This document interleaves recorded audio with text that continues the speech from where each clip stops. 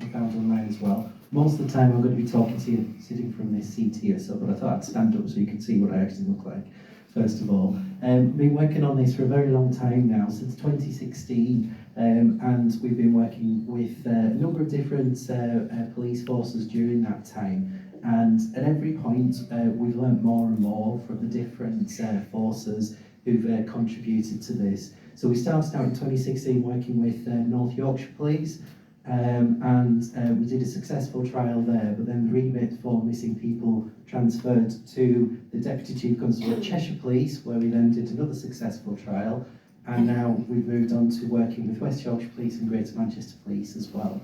And the key thing for me, I'm in charge of development at Safe and Found Online, and so IT, most of the things that you'll actually see today are things that I've built or my team have built. And the key thing for me, I think that I'm not necessarily your conventional IT developer, in the respect that I like to make things as easy as possible for people to use. And actually, when we go through this, hopefully that shines through with this. This is the easiest system in the world, but the easiest systems are always the hardest ones to build.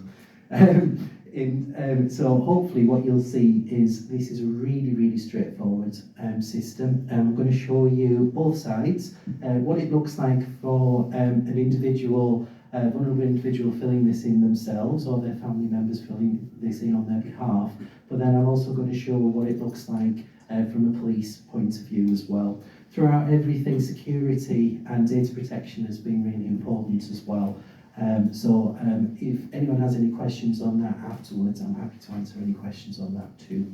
So, I'm going to take my seat now. Hopefully there won't be any feedback when I go past the speaker. And how you can actually register for this too. So I'm going to show you first of all the very, very simple registration form. Now, at the moment, we're only trialling this with Greater Manchester Police and West Yorkshire Police. West Yorkshire Police with the Herbert Protocol and Greater Manchester Police with the Enforcer Protocol. But realistically, you can't restrict this into different regions of the UK. Anybody can sign up to this, but we've got a red note there recommending that it is just people from West Yorkshire Police and Greater Manchester Police, that areas that register.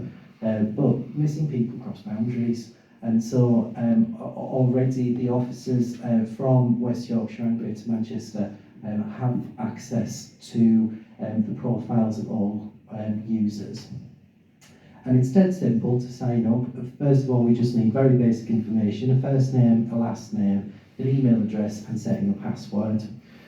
We also ask the question where you hear us, because it's always interesting to find out where people are actually being referred to from this as well. So we find that people are being referred to from things like social services, different organisations that work with the police or with the NHS, at the early stages of diagnosis. It's interesting to see where people are actually coming from. At the moment, I think we've got about 150 users in total across both of the protocols in both of the police forces, but we're growing and growing all the time. And then the key bits, the messy bits I call them, the data protection bits, are getting the